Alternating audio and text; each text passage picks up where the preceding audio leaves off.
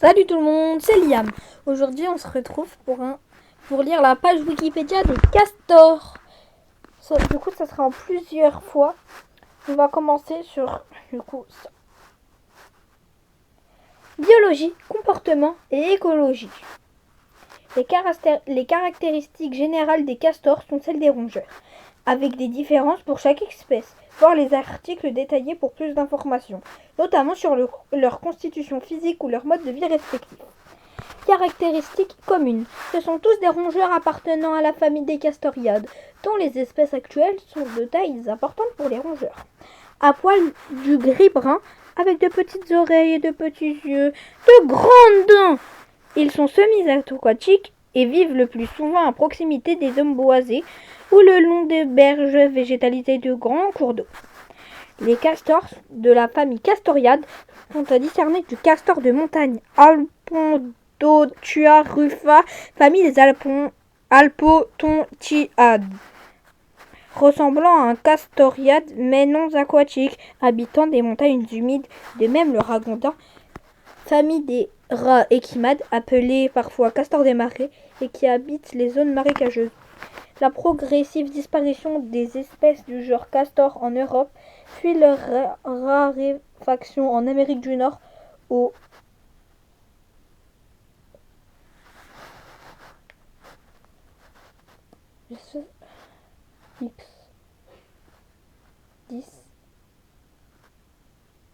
siècles sont dus au commerce de la fourrure, de la viande et du castorem, sécrétation huileuse très odorante, ainsi qu'à la destruction de leurs habitats.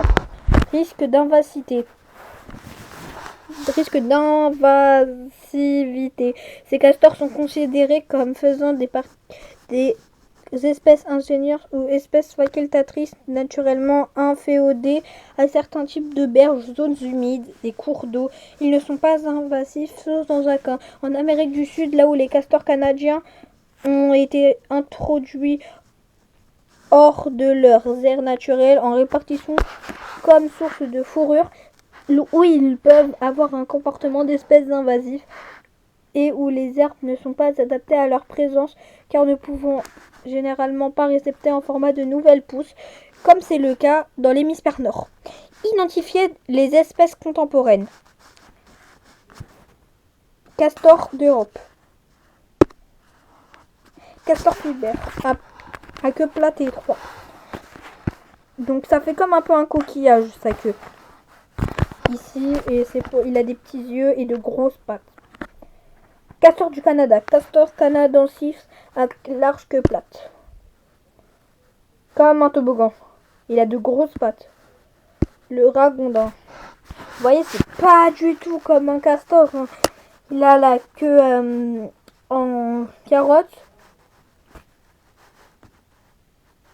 Le ragondin est appelé parfois castor des marais, Myocastor copus, mais n'est pas un castor, il a la queue ronde. Castor de montagne, Alpondotua rufa, quasi sans queue.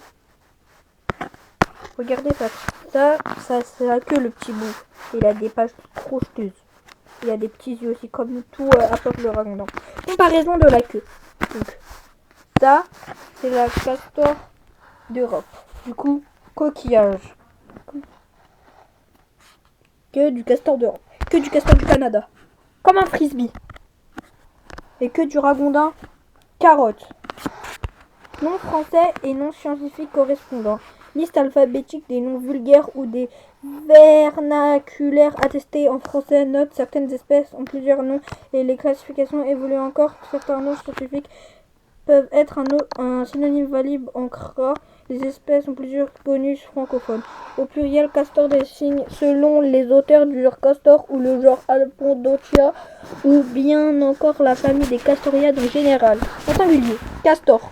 Castor canadensis, castor fiber ou castoriade. Castor d'Europe, castor fiber, castor du Canada, voire castor canadensis, castor commun, voire castor d'Europe. Les deux en fait, castor commun et castor de Suisse, c'est deux castors d'Europe. Castor du Scandinavie, la sous-espèce castor fiber, castor de plata, voire castor de marais, castor d'Elbe, la sous-espèce castor fiber albessus, castor de montagne, Alpondotrufa, castor des marais,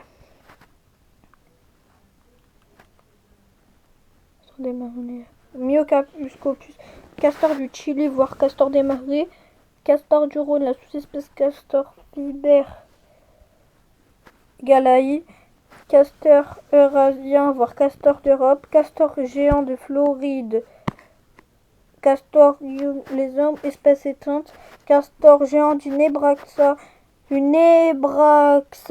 castor atlantique, espèce éteinte, castor géant, genre castor, il y a castorode éteint, castor rhodanien, voire castor du Rhône et castor vendéen. Donc vous voyez, il y a plein d'espèces de castors qui sont plus là. Attendez 30 secondes.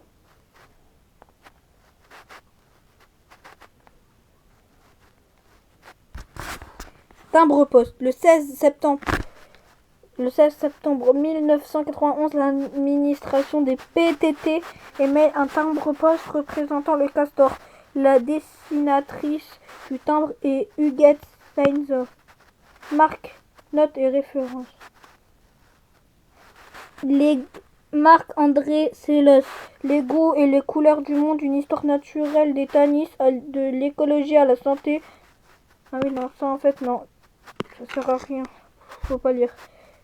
Castors peuvent être considérés comme un animal emblématique de la culture populaire à bien des égards, et notamment par sa présence dans les séries télévisées pour les castors. Le père Castor. Par exemple, le père Castor, c'est là qui nous racontait des histoires.